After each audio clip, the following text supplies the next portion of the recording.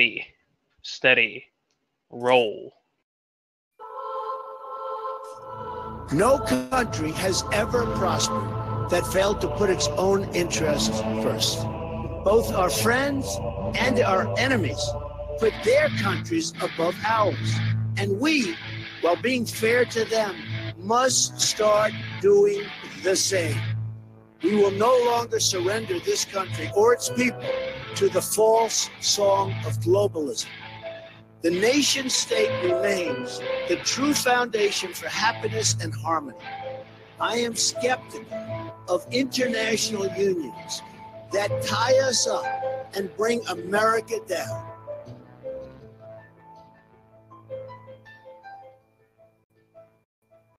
And welcome to Right Now, the featured podcast of the New Right Network. Today we are speaking with ROBYN GRITZ. ROBYN has worked for the FBI for several years, including in counterterrorism, amongst many other things, and has very interesting stories, which I'll let her get into, as far as including Andy McCabe, which I think is going to be in the news coming this week. She also currently is working at the London Center for Policy Research. That's in national security, energy, and risk analysis. Actually, ROBYN, anything you would like to maybe just give us an introduction, maybe kind of like how you came here, how you got here?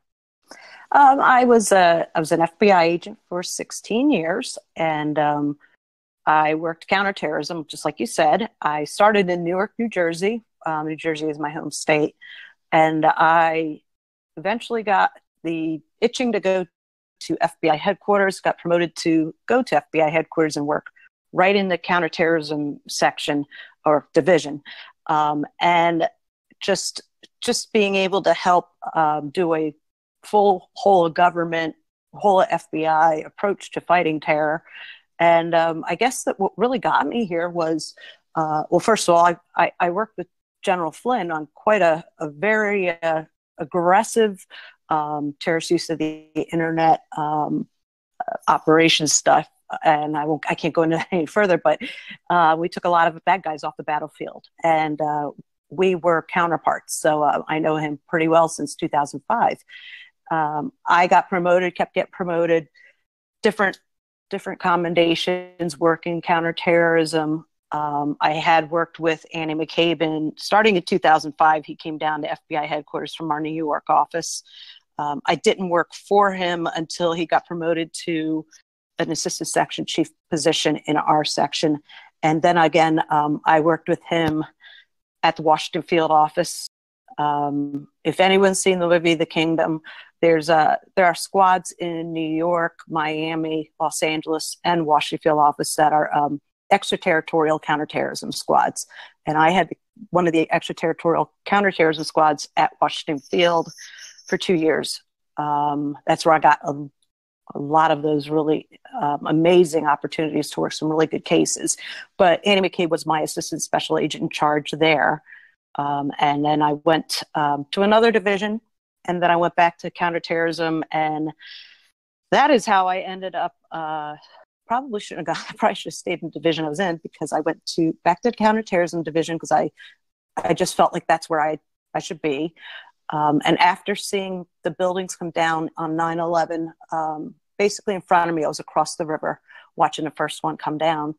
I knew I was made to be a detailee to maybe the CIA, so we could get the two agencies working together. And I took that position, and that was where the CIA was phenomenal. I loved working with them. They were very complimentary. It was my own agency that started harassing me, two of the guys that I worked with, not knowing that Andy McCabe was involved in all that. I filed a discrimination complaint, AEO, against two individuals. And after that, my life for about a year and a half was a living hell. Special thanks to Andy McCabe, who 5 days after I filed my complaint, he authorized an internal OPR, is what it's called, against me, which is what they normally do. I found out it's their playbook. When you file an EEO or are a whistleblower, they come after you. No matter how heinous of stuff that has been done to you, there have been people that have been sexually assaulted, reported it and ended up getting an internal against them. But Andy McCabe admitted in his signed sworn statement that he knew I was filing that EEO or had filed it. He still authorized the referral to OPR, which was authored by the individuals that I had the complaint against. I had also BlackBerried him, texted him about the problems I was having a month before this.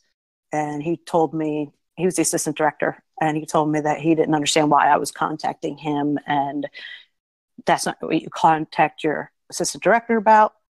Problem is, he was my prior supervisor, so I thought I could ask him for advice, but obviously I couldn't.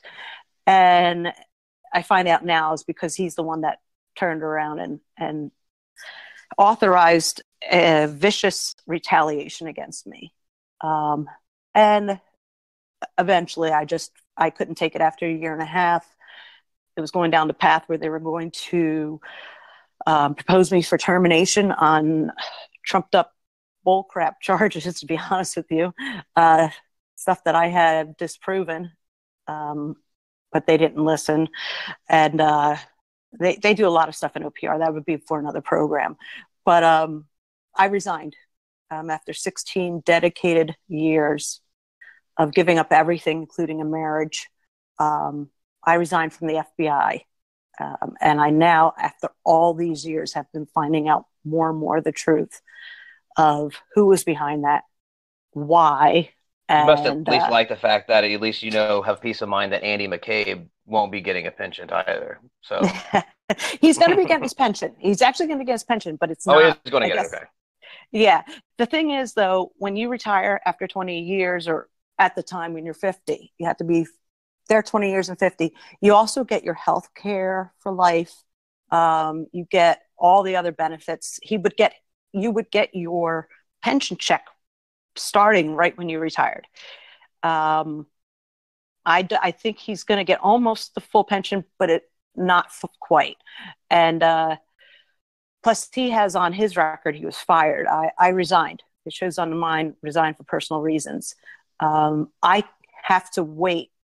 We both have to wait, him and I, because we left before our 20th year and age 50. We both have to wait until I think 62 in order to pull our pension, get our pension checks. So while he thought he was going to be sitting pretty right now, getting his pension checks and such, he has had to go. I would have loved to have seen his face when he got the call that he was terminated right before that. I would have loved it. Oh, I would too. I mean, I was in a restaurant. I was in a restaurant when I got texted, and I screamed. I'm just so excited. From what I understand, he was in DOJ the day before, being told that he was being proposed for termination. And like I talked to you a little earlier about, he supposedly, according to sources, and they're not going to leak, but he flipped out and said, "I'm going to take everyone down with me." That is Andy. When he gets pushed into a corner, he flips out. To you, which was more satisfying, by the way, to see the fire. What was that? Which is more satisfying to you, to see Comey getting fired or McCabe getting fired? See, I never worked for Comey. I feel Comey was, I feel he did a lot of things wrong, but I feel he was handed up on a silver platter by Andy McCabe.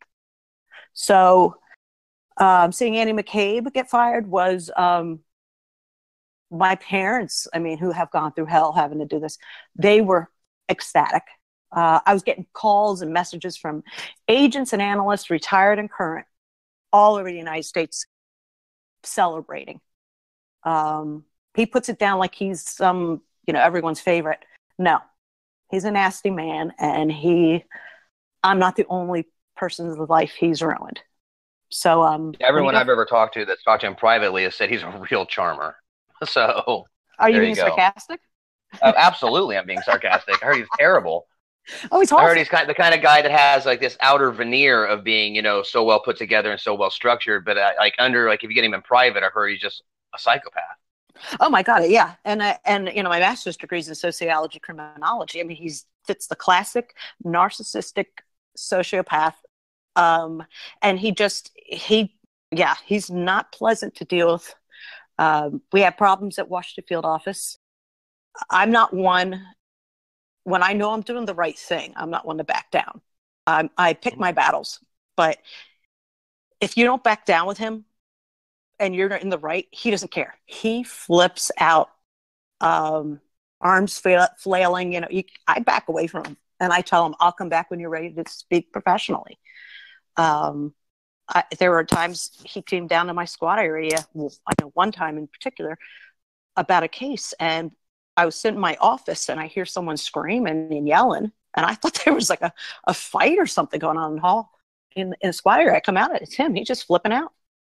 And with my agents standing around, I'm the supervisor, their mouths hitting the ground. They're like, what the heck is going on? And he was upset with some defendants turning themselves into an office on the West Coast when they should have turned themselves into D.C. I already knew this was going down, and I already talked to the U.S. Attorney's Office. There's nothing you could do. He came down, told me to get my head out of my rear end. I don't know what I'm effing doing. I'm useless. Right. Oh, yeah, right. And in front of my squad that I led. I mean, and I found out later on, this is a little comical. They call it, when you get suspended without pay, they call it you're going on the beach. Hey, I'm going to be on the beach for 30 days. They were actually considering pulling their money and paying for 30 days off on the beach for me if I turn around and knocked him out. But I was like, guys, that's not the way we handle things, but it is kind of funny. It goes to show you the lack of respect. There's some things in life, I think, that are more satisfying than they are right. You know what I mean? Yeah. And you know what? Hindsight being 2020, I think that would have been funny. He would have cried like a baby, but you know, sure, that's him. You know. Well, you know what? This is called an AMA. Ask me anything. So we got some questions from the group. Will you? Okay.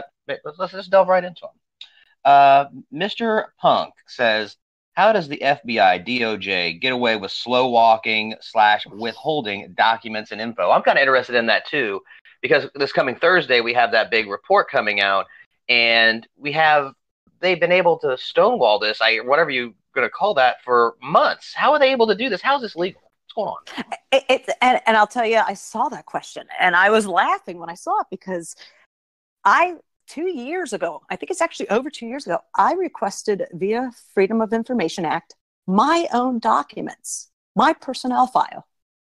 And to this day, I have not gotten it. And I've gotten all these excuses. Back when I first talked to Senator Grassley, his team, they had told me that the Inspector General had been complaining and had written an official letter saying the FBI is stonewalling me for documents that I need to do my investigation with. I'm like, that's the Inspector General. It's not legal. It's because they've gotten away with it for so long. There's so many things that they do that has no oversight. No one holds them accountable. It might not be a popular thing, but I mean, how about withholding funding until you get these documents or what have you? They should not be getting away with this. They've gotten away with it for decades, centuries. Well, with the FBI, it's a good question of, like the CIA also, it's who watches the watchers, and so no one. Do quite a bit. Right, no one. When they're stonewalling Inspector General Horowitz, then there's a real big problem. And I was in before Horowitz came into as the Inspector General. Before that, they were not held accountable by the Inspector General. It was Glenn Fine. Every complaint that every agent made about our executive management, about discrimination, about double standards, they'd do a review, but then they would say we didn't find anything. I think you're going to see a change here, and I'm hoping. Horowitz, quite frankly, they pissed off the wrong guy back when they were withholding documents. He's not doing this out of spite, but he is a man that wants to do the job right. That's what I see. Plus, you have the U.S. Attorney Huber brought in to shadow, probably to get sealed indictments, I'm hoping. So that's two people there. Checks and balances. It's about time. And the person that wrote this question, it's about time. And I'm glad you all are seeing it because for the longest time, those of us who have worked under that have asked the same questions, like who's going to help us?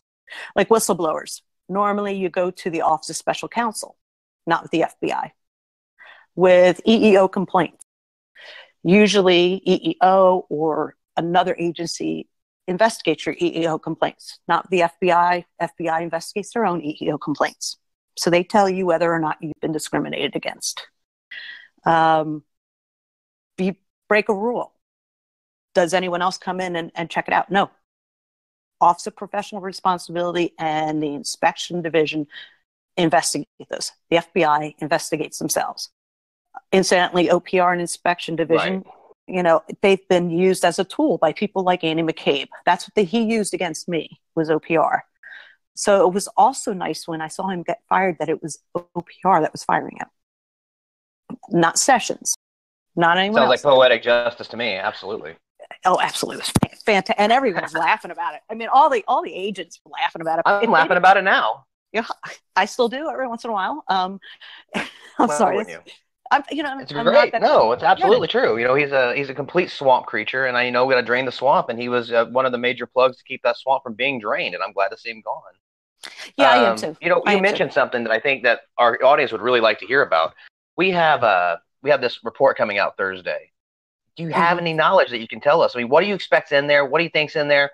How much of that is reliable, and how much of that report is going to be slanted towards Hillary Clinton because of the Democratic leadership of the FBI in the last 50 years? I don't have any inside information on the Inspector General's report, and I think that's a good thing because that means no one has leaked it to me. I do believe what the Inspector General does is he reviews procedure and whether they follow procedure or not. If he finds out there's something that's a criminal act, of course, he refers it for charges. With this one, I think everyone thinks the OIG report is just going to be lighting the world on fire and, pointing out who should go to jail and people are going to go to jail next day. That's not what it's going to do. It's just going to name individuals who did not follow procedure. And then any prosecution of them is most likely, I thought that's what Huber was brought in for. So if Huber was brought in for that, then you're going to see some justice. If these charges get referred to the U.S. Attorney's Office in D.C., you're dealing with the same D.C. crowd. And I don't mean to be disrespectful to them, but they are it's a very political office. I'm hoping what we're going to see is that report get released. It's going to tell us who did wrong. I don't think Horowitz is going to throw himself under the political bus for anyone. So Hillary is still on the table. And then you're going to probably see Hubert take over. And I love the fact that no one's talking about him because he's there working. And I'm hoping he starts dropping and unsealing indictments. I'm hoping that is what he's doing. That's what I think is the beauty of it. If Sessions did this, then he's not as lame as some people have been saying. He's calculated and strategic.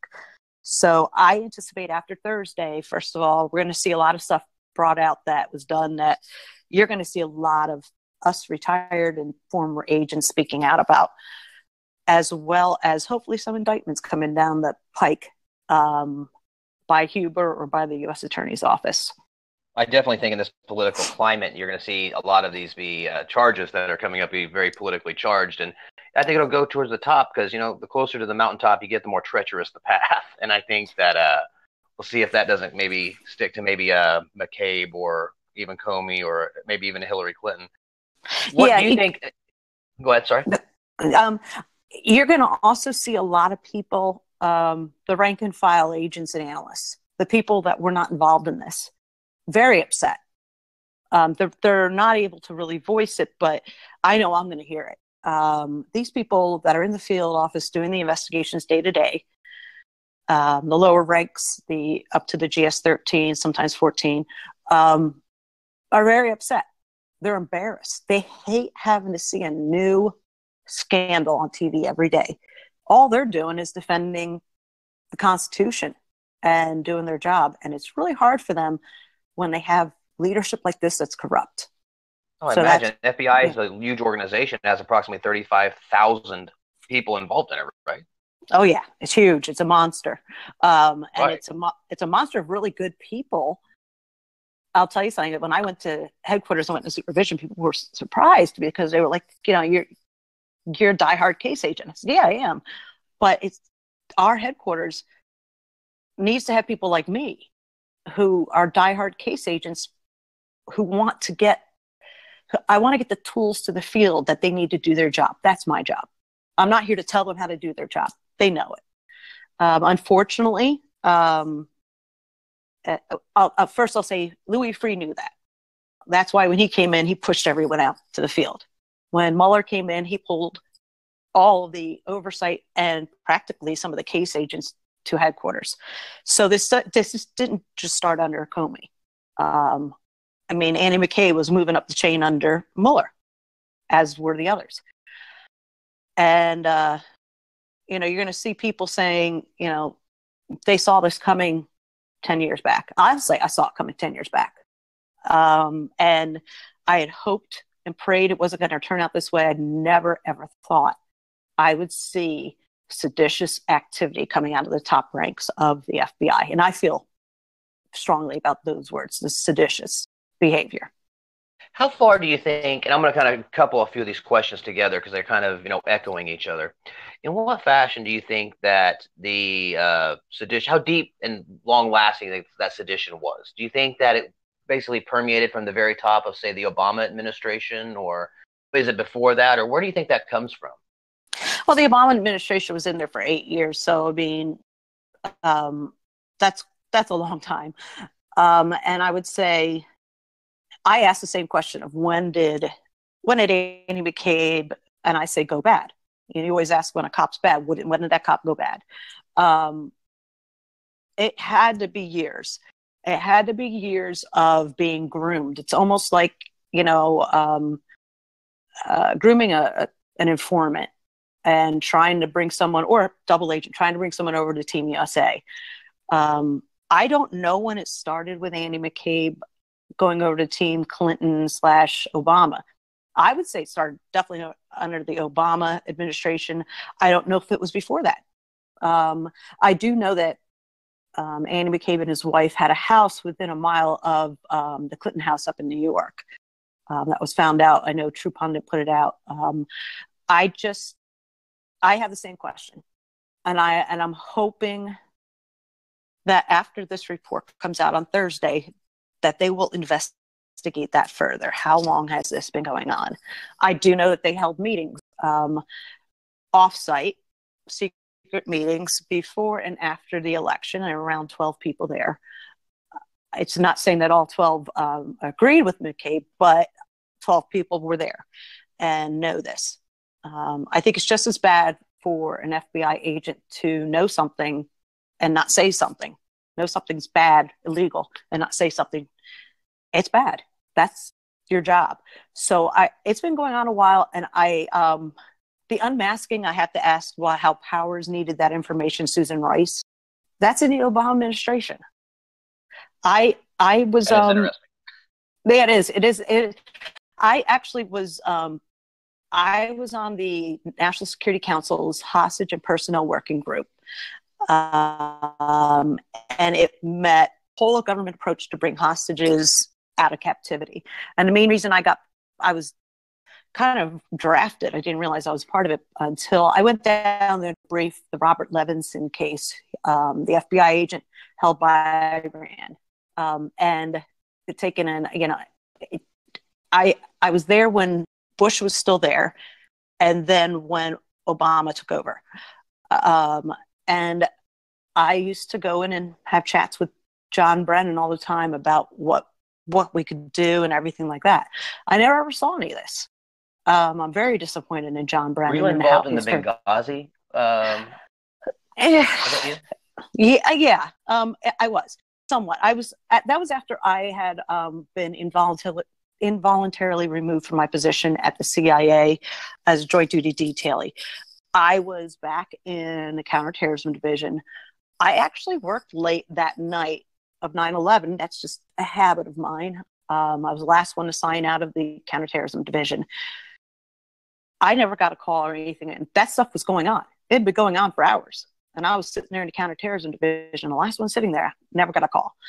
I go home. I come back the next day. As I'm driving in, I get a call from a contact of mine at the Department of Defense. Says, we're looking to put seats. How many seats do you want on the FEST? The FEST is a fast reaction team that gets over to, say, an embassy is getting attacked. It went over to Yemen when our embassy got attacked there. And it's not necessarily a team of special forces coming in, because it's a team to come in after the area's been secured to supplement. And then my team would be the ones doing the investigation, collecting evidence, anything like that, so that they could accurately identify who was involved and what happened. And they have done that numerous times. So I was told I could probably have 6 seats on the plane. So when I got in, we were having a morning meeting, I brought that up, and I was told that my help was not needed. And I was like, I'm the only one sitting in this room of about 30-something people that has deployed a team to an embassy being attacked. And I'm the one that got the call this morning because they know me from that working group I lived on. I lived it. I worked on. McCabe didn't want me to have anything to do with it. We don't need your help. Meanwhile, he had a clear vendetta at this point towards you, obviously. Oh God, yeah. I mean, it was biting off your nose. Do you ever fear for your safety? I think that's something maybe we should address. I did.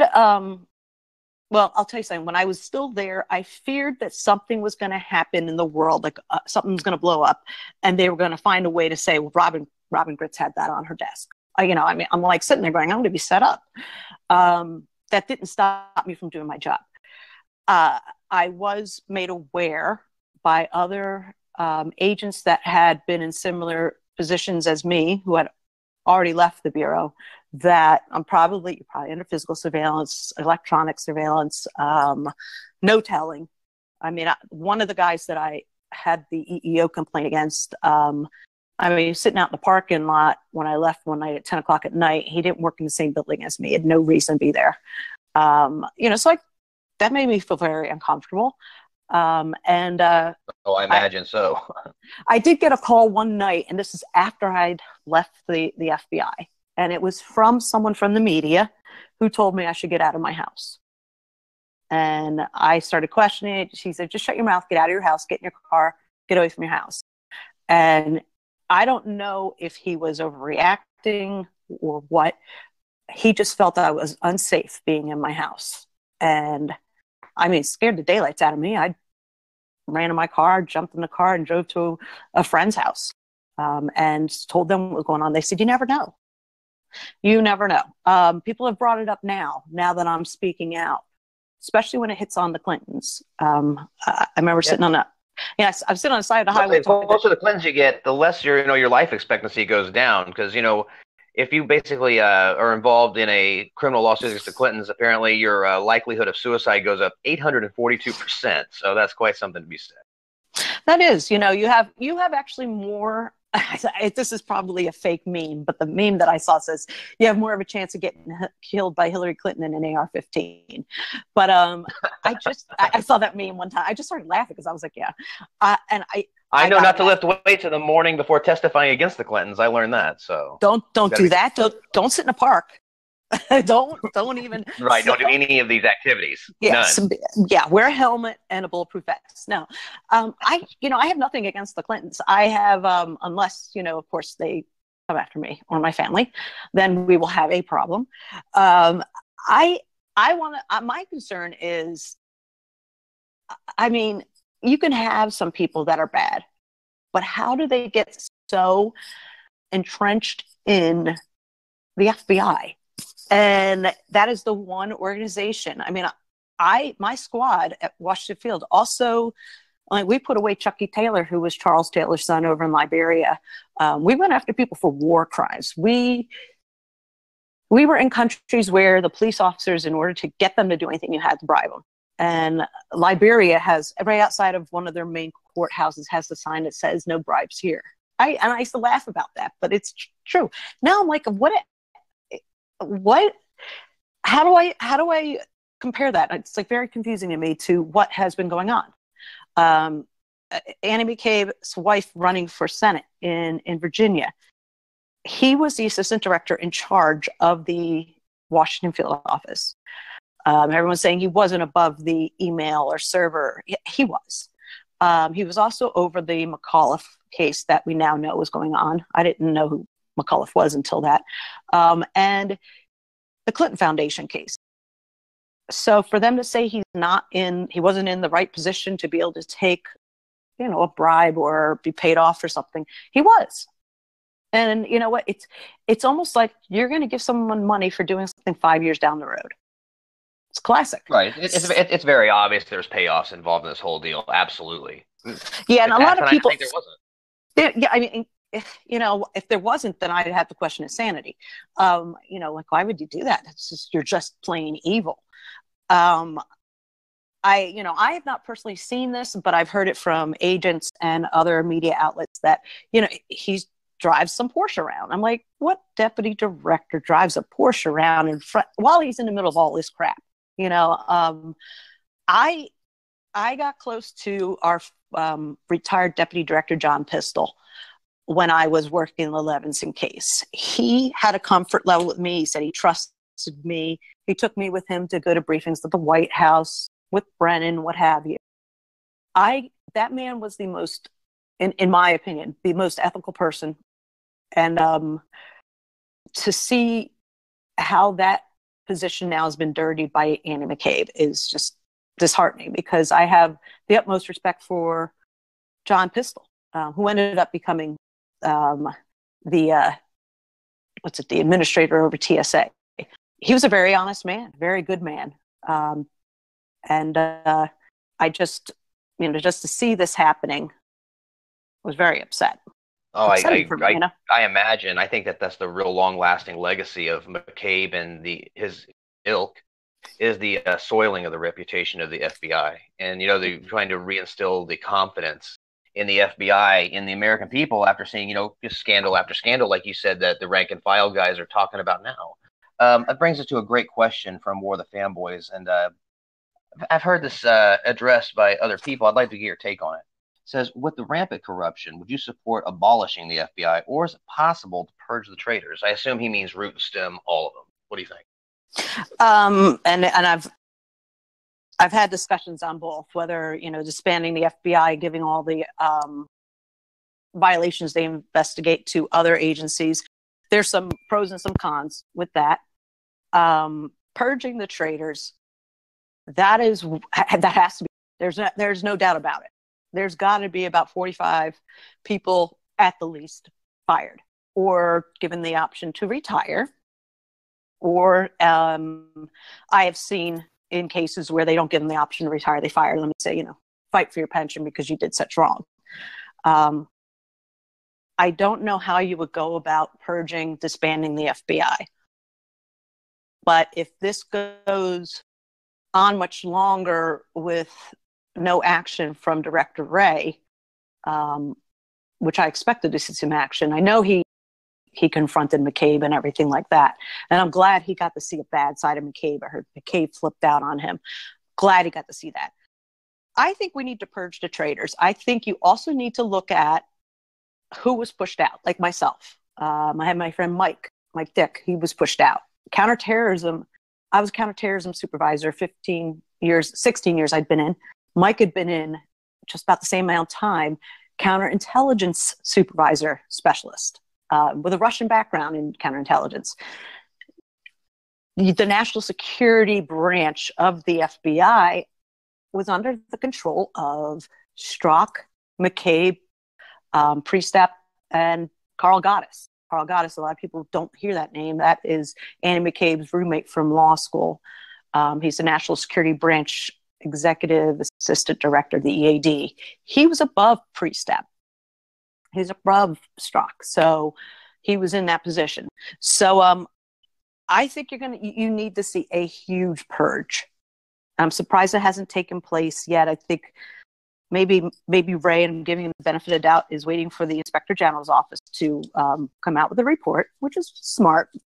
And Director Ray was a litigator. He knows in order to win cases, they have to be good cases.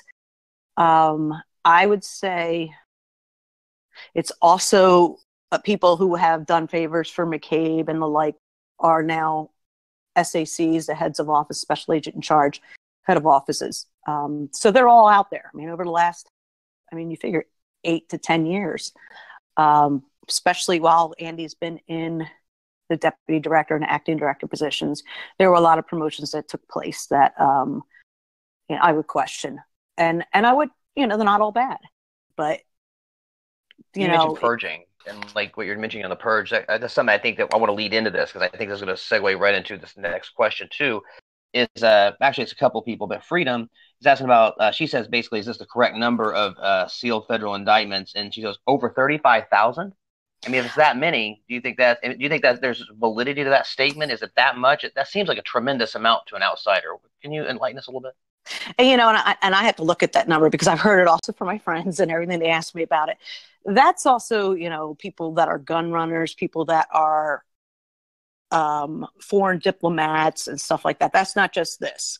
Like I could have someone indicted for perjury, and because I'm still watching them, I'm going to seal the indictment so that they don't know that I'm still watching them. I mean, once you open that indictment up, those people, lawyer up, they stop talking, your whole case kind of dries up.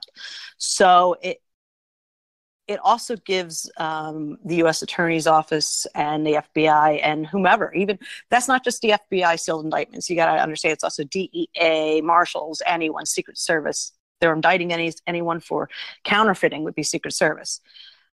So that includes all those crimes. I mean, the amount of crimes that a sealed indictment would be for that, it does sound like a lot of sealed indictments. And truthfully, I've never, while I was in, ever knew that type of number.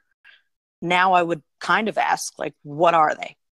What are the violations? You don't have to tell us the names. What are the violations? But I would not say they're all related to the FBI.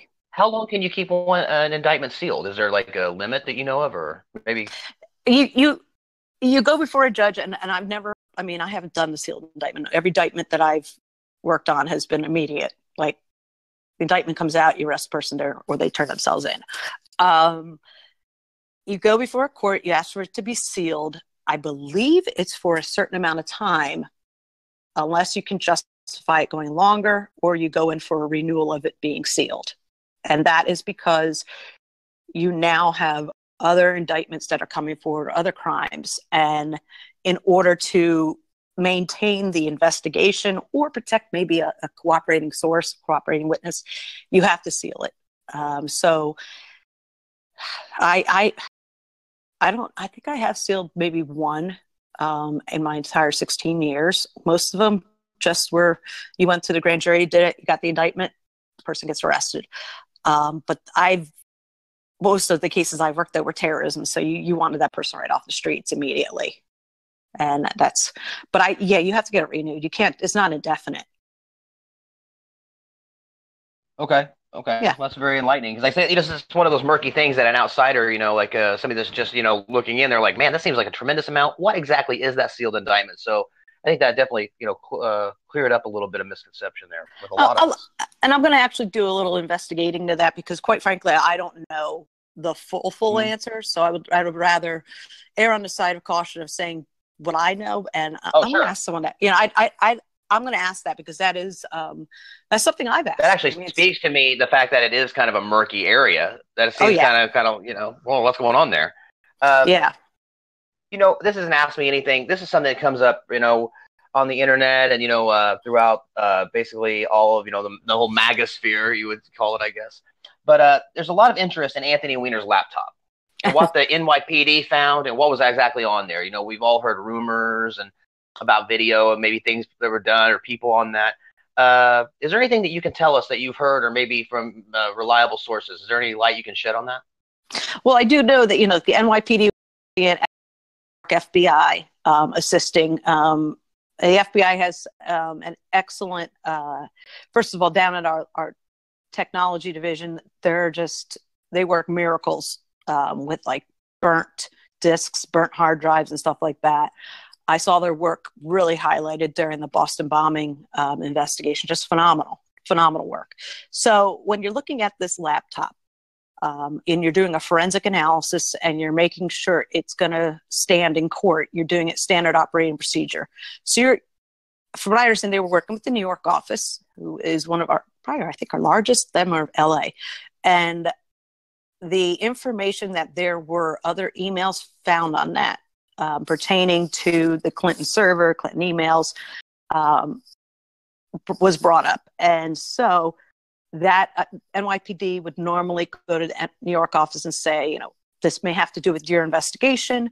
And so from what I understand is the New York office immediately called down to headquarters, and it was brought to McCabe's attention. And he sat on it. And it's not that it was brought to McCabe and Comey's attention, as far as I know. From what I understand is they do morning meetings where they get briefings on different cases, and New York, or someone that represented New York, asked, what's up? Where's the search warrant and the warrant to, we want to look at these emails that have now been discovered on Anthony Weiner's laptop, and you got to go for a separate warrant because it's on a different person, different crime. And I keep saying from what I understand because I wasn't sitting there. Comey was like, "What the hell?" I didn't know about this. And someone in the meeting was to clarify whether that's true or not. But from what I'm understanding, that's what it was. He did not know about it, and the day that he found out about it was the day he wrote that letter to Congress saying we're reopening this. And a lot of it was probably trying to cover his butt because he knew that people were going to say, oh, look, he held on to this and that. Andy McCabe's the one that sat on that.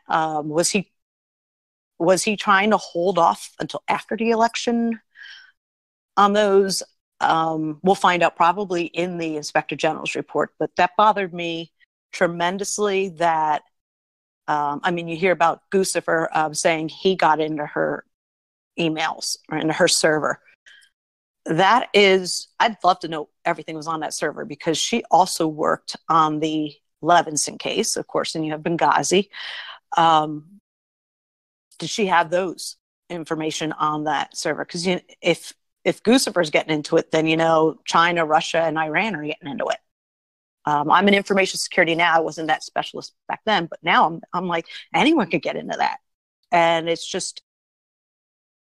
it is criminal. She should have been charged. And I know that wording in Comey's statement about her not being charged, which I was surprised when I actually was working from home when that happened, when he gave that speech.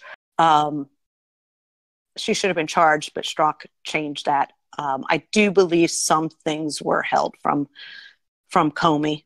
And I see that Andy McCabe asked you for immunity, says, because he's going to hand up Comey. And I'm sitting there like, dude, you're going to hand up Comey. You're going to lie again. They're not going to believe you because, he knows something's coming out with that Inspector General's report. He knows what he did. And just to let everyone know, like people were questioning Flynn when he asked for immunity. If you have an attorney and you're going to go speak before a committee or you're charged with something, if your attorney doesn't ask for immunity, fire them because that is standard operating procedure. So while I at first freaked out about Andy McCabe asking for immunity and said a lot of colorful words and called my mom and went off, I had to sit back and remember my time in Washington, D.C. with these cases. That standard operating procedure has nothing to do with saying I'm guilty.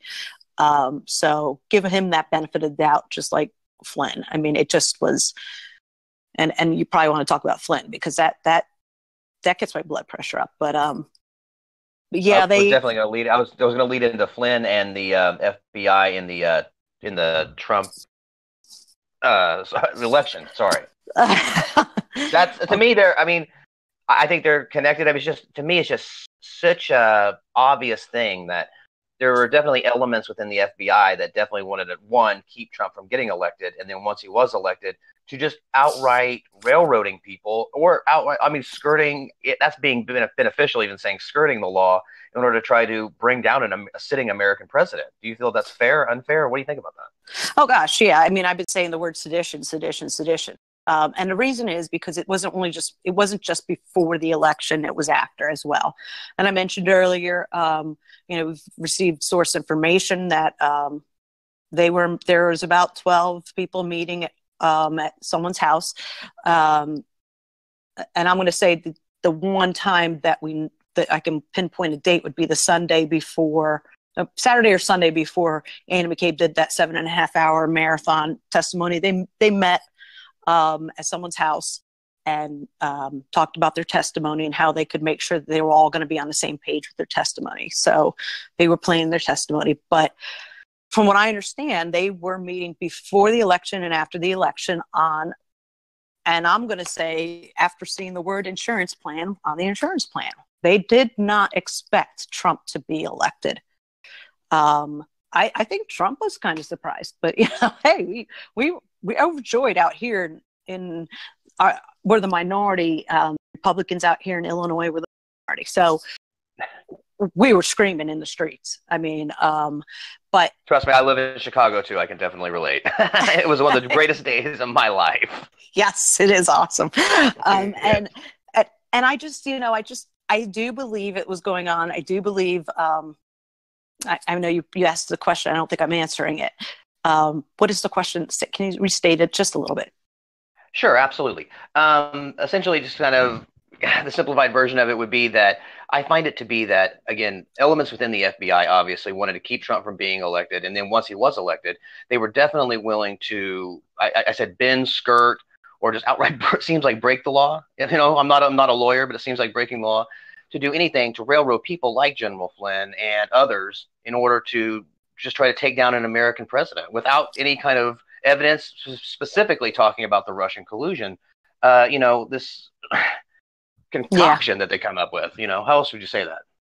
Well, first of all, when I knew Mike was gonna, was probably going to be on the team, and I said to him, you would be an awesome national security advisor.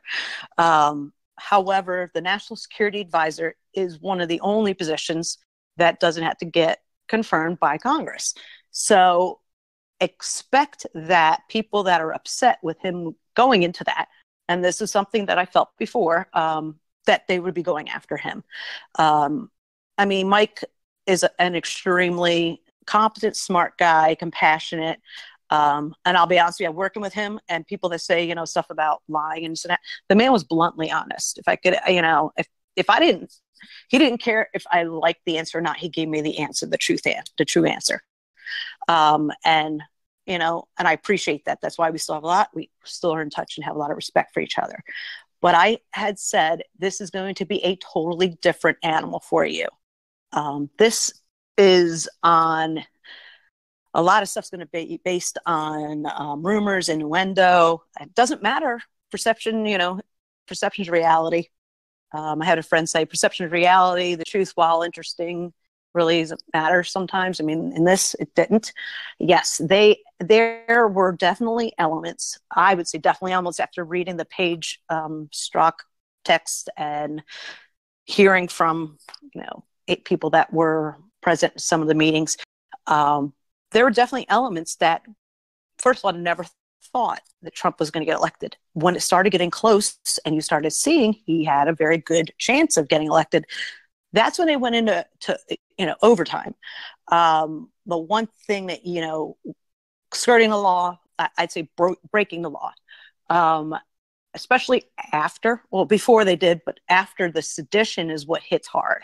Because if they're still planning on using this insurance plan after he gets elected, that I feel the insurance plan was all this stuff with the Russian stuff going after Flynn, all that.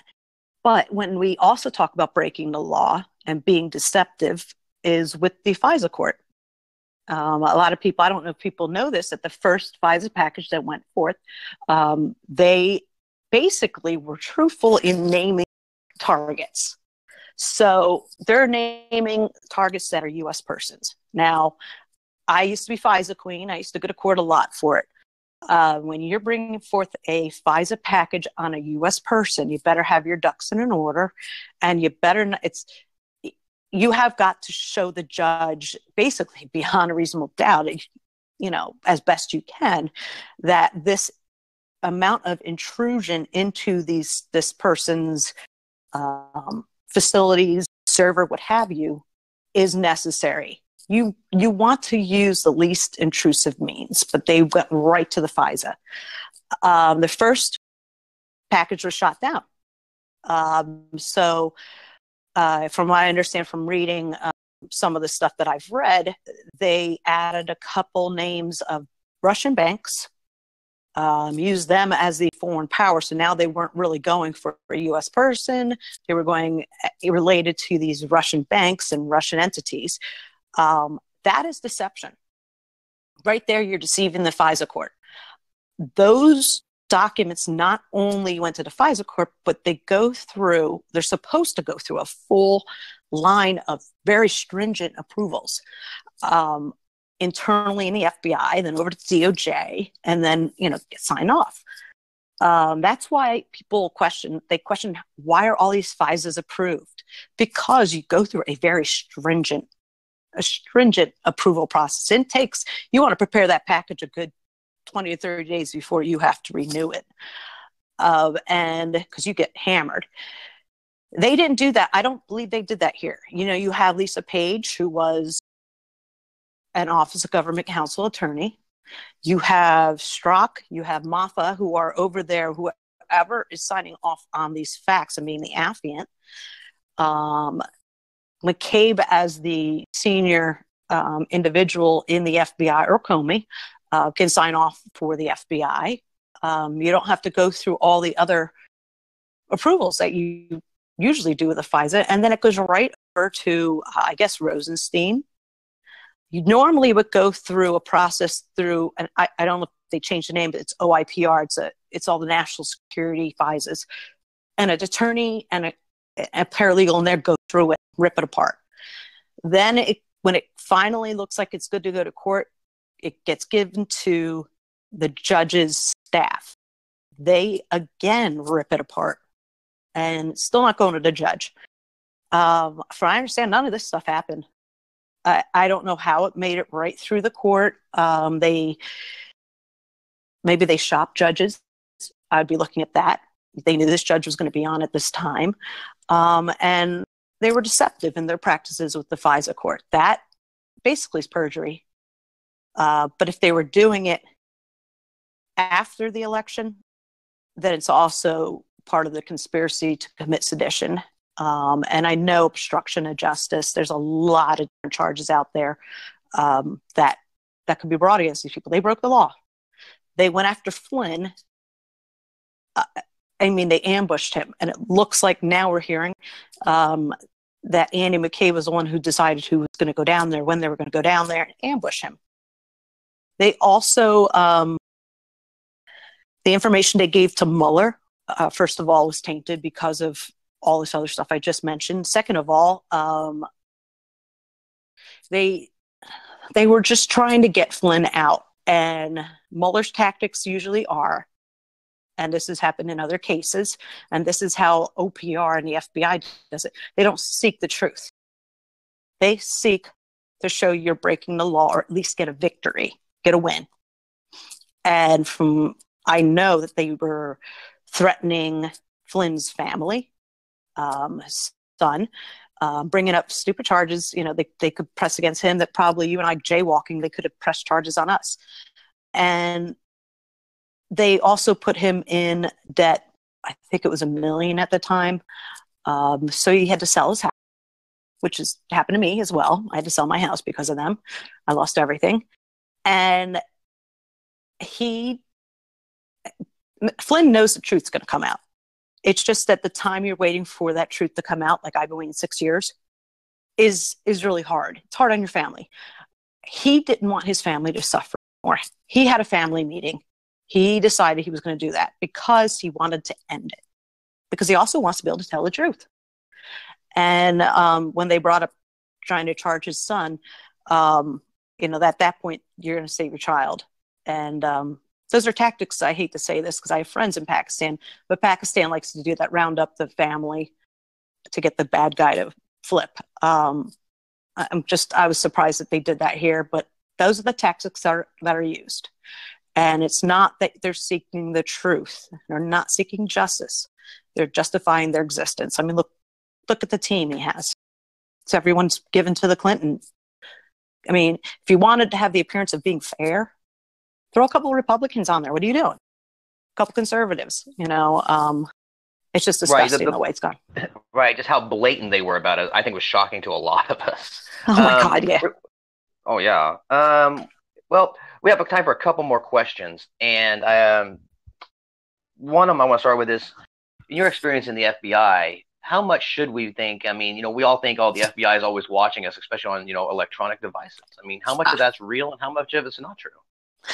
Well, especially after 9/11 and especially after some of the information that took place with the Boston bombing and some other cases, I mean, numerous cases.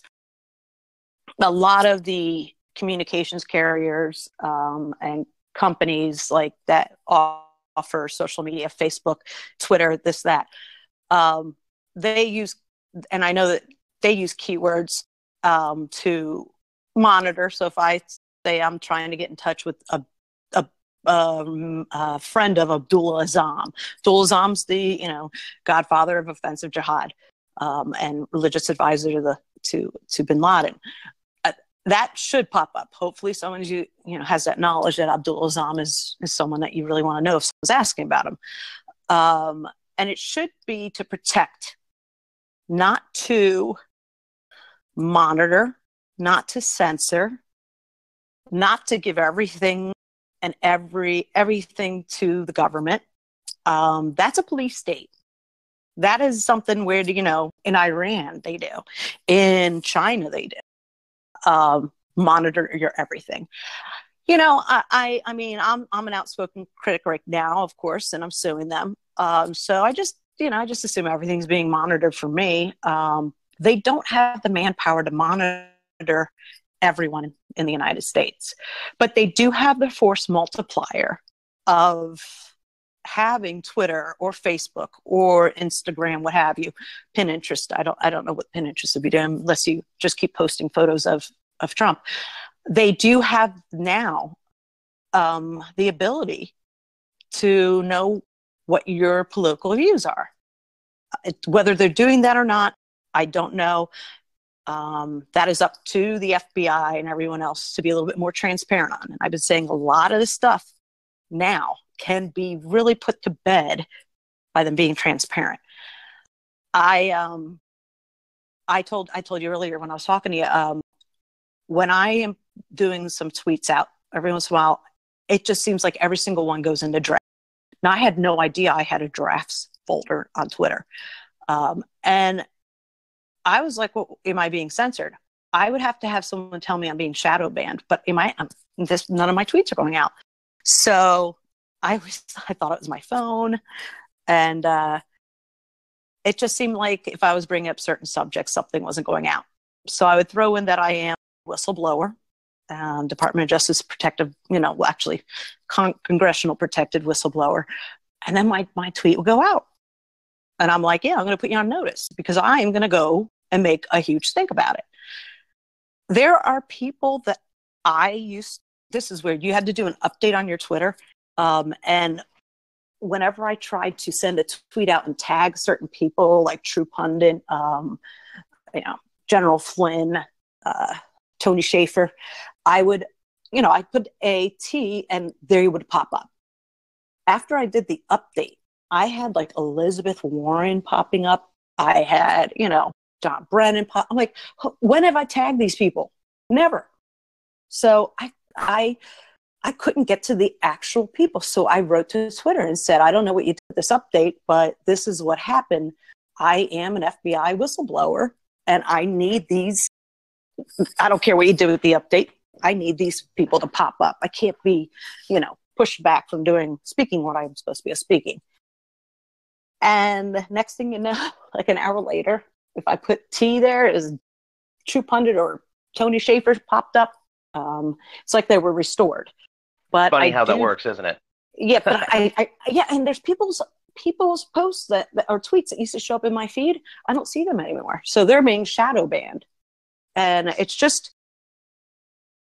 I mean, having worked overseas terrorism, war crimes, and the like, and having dealt with countries like Iran that do this, what are we turning into if that's what's being allowed? And if that is not what they're doing, then they need to come and tell the American public, and I would say under oath, that they're not doing this, and then give an explanation, because quite frankly, they are. And they are, it's scary. I keep saying I want to start a Twitter that, we don't monitor anything you're saying. And unless, if it was a terrorist, I do have a problem with that, of course. Well, there's platforms that are like that, but the problem is they get, inhabited by other nefarious groups. And then, like you said, the court of public opinion. Take Gab, for instance. Gab's supposedly all free speech, but if you get on there, there's a plethora of neo-Nazis. And then if you're on there as well, then all the left, for instance, would have to do is say, look, so-and-so's on Gab, and look, all these neo-Nazis, and they'll be like, oh, guilty by association, they're all neo-Nazis. That seems to be the issue that you run into, because we get a lot of, we get attacked by the right a lot, like the far crazy, fringe right. And their whole argument every time is, don't we have freedom of speech? And I said, yes, you do, but I also have freedom of association. And I don't, if I don't want to hang out with somebody, I don't have to. And that's the issue when you're trying to get to another platform that wants to advocate free speech, I find. I don't know how you see it, but yeah, that's I see it totally that way, and I do see. And one thing I want to put out there, because I feel so strongly about it, is this tolerant party is just the nastiest, violent bullying. I cannot believe. And I've done a lot of different media interviews, and I got about 3 minutes on Fox and Friends at like 3:30 in the morning. I was all excited. I never got such nasty messages from people for 3 minutes. Where's this girl come from? Oh, she weighs too much to be an FBI agent. I mean, they go after me personally. And then I'm sitting there like, this is 3 minutes. NPR did a full half-hour interview. So did CNN. CNN never, they did a full interview and they never put it out. But they don't even listen to you. They just know you're on Fox, or they know you support Trump, or they know you're a conservative, and they're nasty. And they can keep putting these complaints against you on YouTube and such. And I've seen so many people just totally banned from posting things on YouTube. But then they can post this stuff like, severed head or what have you. They could do it. So it's a double standard. And I mean, it's sick. It's gotten to the point where I feel like, we should just start giving up. I completely agree with you, Robyn. Before I ask this last question, which, by the way, just to let you know, prefacing, we always try to end on maybe a more lighthearted question. But I openly would like to invite you back in the next couple of weeks. I mean, this has been a tremendous interview, and I think after Thursday, at some point, we're going to have a circle back on some of this, because I think we're about to open a whole can of worms. Absolutely. Oh yeah. Also, it won't be the day after I had root canal, so I'll probably feel better. Oh, I didn't know that. I'm like, well, I mean, I hope that everything's going well with that. I hope a speedy recovery. I've had one. It was one of the most miserable experiences of my life, so I definitely can try to relate. Yeah. Yikes. Yeah. It was, it was funny because I was so scared. I was actually sitting in the chair. My hands were shaking, and they're like, you all right? And I'm like, yeah, just give me that laughing gas stuff or something. And I actually was blaring my headphones in my ear while he was doing the whole thing. And I'm like, are you done yet? This is like a flight to New Zealand. Can we just land? And it didn't hurt, because you know what? I was all numbed up. Then I saw I was shopping. That's the only way to do when you're having those type of procedures. Yeah. But I was shopping afterwards, and it wore off. Before I was going to say before, I think it was very enlightening. It's great to hear from somebody that's actually, served in the FBI, and I think that your experience in surveillance and counterterrorism, it's a wealth of knowledge that I would like to definitely, have around the community, for some time to come. But we were going to have to add, somebody asked a question that I thought kind of stood out to me. And it is FBI related. And it says, basically, do you know about the existence of a real life X-Files team? Does that exist? Does it happen? What's the procedure? I don't, but I'll be honest. So when I got into the bureau and we went to go to headquarters and meet with Director Free in his office, he had an X-Files hat sitting there and a picture of him with the 2 stars of X-Files. I think I like him already. Yeah. Oh, he was awesome. I love Louis Free. He was just, I keep saying he's the last really good director. I mean, his wall, he had pictures painted by his kids. I mean, he would go running with us in the morning when we were in the academy. He would stop in the office and walk around and ask you how everything's going. And you're just like, oh my God, the director. And just, I'll get to what the X-Files, but I have to tell you a funny story. Right after 9/11, which was not funny, Mueller came up to the Newark division and said, hey, good morning. New Jersey, you get like a Jersey City cop that, telling the task force goes, this is Newark. And he points out the window. That's New York. So, it just right. was, that was a bad thing to do to Newark because we were always the bastard stepchildren. But going back to the X-Files, I don't have any knowledge of there being anything, aliens or stuff like that scares the living daylights out of me. So I hope there's someone looking at that, but I don't have any knowledge of it. My takeaway of this is the truth may in fact be out there. Okay, maybe, yeah. Who knows? Maybe. But Robyn, I want to definitely take the time to say thank you very much. You've been a fantastic and gracious guest, and we look forward to having you back. And basically, guys, I think that's a wrap. Robyn, is there anything you'd like to say, maybe in closing before you come? In closing, I do want to say, first of all, this was great because I like to be able to get these interesting questions that a lot of people want and need answers to. One thing I do want to say is your local FBI agents, analysts, professional staff are working their butts off and are, unfortunately, Annie McCabe and some of the others are, as one agent said to me, cloaking themselves in these hardworking employees. The people that are serving you every day that are not, they're not involved in all this. They are honest, hardworking people, and just support them. Know that they are going through a tough time because, first of all, they've been victims of this.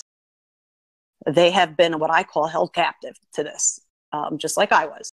And just have faith in them, but keep asking these questions, keep holding people accountable. I love the fact that Trump got in and people who normally wouldn't have anything to do with national politics or not even care about what our government's doing are now making the changes, are driving change. And that, I think, is the ultimate in what America stands for. And I believe that Trump being an outsider and coming in is phenomenal. Yeah, he's got to learn some things, but otherwise he's teaching a lot of people things. And I just want I want to thank everyone for being part of a community that cares about the future of your country, is willing to put their neck out, is willing to ask the questions that have needed to be asked for a very long time. And by the way, I welcome anyone if you want to follow me. I'm Valiant Defender, but it's at VA Bell, BELLE 2010 on Twitter. If you ever want to follow me and see some of the things that I post or some of my snarky amount of responses, feel free to, because we're all part of the same team. Absolutely, we definitely are. So again, War, you can go ahead and cut that and send me a message so